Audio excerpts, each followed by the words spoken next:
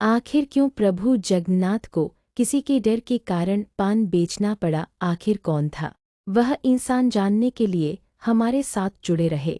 राधे राधे आप सभी को मित्रों, मैं आपकी अपनी साथी फोर DS गॉड 99।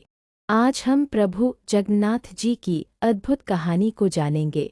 यह कथा उसी पवित्र भूमि की है जहाँ हर कण में भगवान जगन्नाथ का वास माना जाता है। उनकी महिमा अनंत है, उनकी लीलाएं अगाध हैं और सच कहें तो उन्हें पूरी तरह समझ पाना किसी मनुष्य के लिए संभव ही नहीं। पर कभी कभी उनकी सबसे अद्भुत लीलाएं किसी बड़े महल या युद्धभूमि में नहीं, बल्कि एक साधारण इंसान के छोटे से जीवन में प्रकट होती हैं।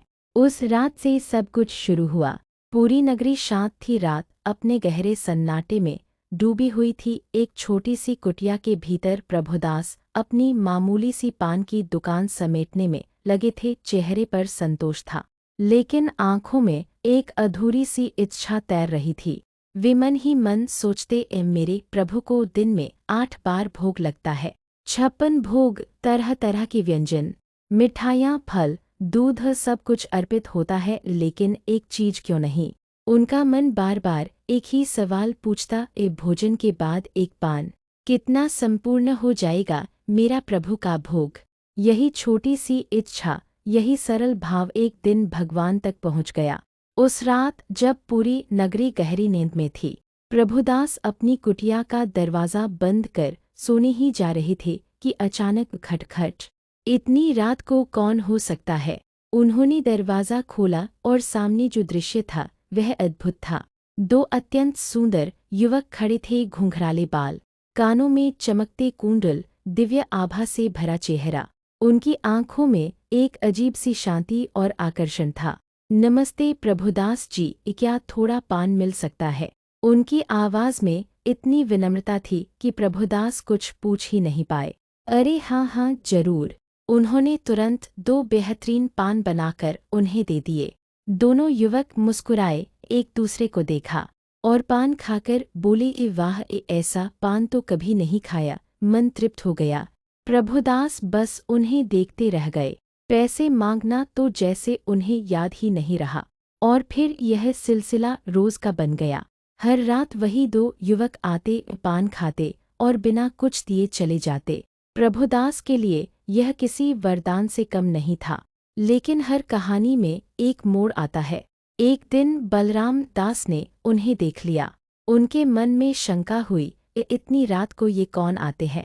उन्होंने प्रभुदास से पूछा। सच्चाई जानकर उन्होंने सलाह दी, अगली बार उनसे दाम मांगना और अगर न दे तो उनकी चादर बंधक रख लेना।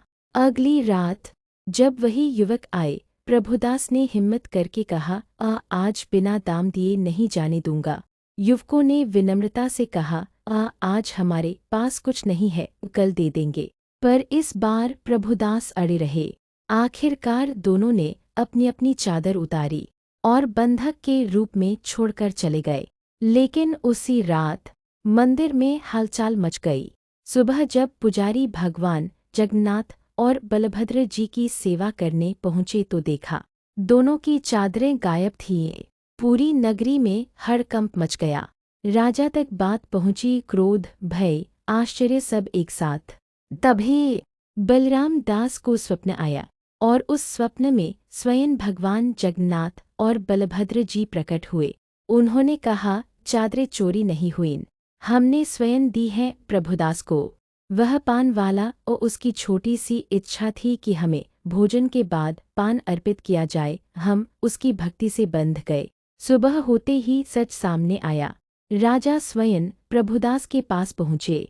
कांपते हाथों से प्रभुदास ने चादरें निकाली और जब उन्हें बताया गया कि वे दोनों युवक स्वयं भगवान थे, तो उनकी आंखों से आंसू बह निकले। प्रभु, मैंने आपको पहचाना नहीं, लेकिन यह गलती नहीं थी, यह तो भक्ति की जीत थी। उसी दिन से एक नई परंपरा शुरू हुई। भगवान जगन्नाथ को भोजन के बाद पान अर्पित किया जाने लगा। यह कहानी सिर्फ एक पान वाले की नहीं है, यह उस सच्चाई की है कि जब भक्ति सच्ची होती है तो भगवान खुद चलकर आते हैं। अब आपके लिए एक छोटा सा सवाल, प्रभुदास क्या बेचते थे? ए मिठाई, बी फल, सी पान, डी सुपारी। सही जवाब कमेंट में जरूर लिखें और लिखें जय जगन्नाथ।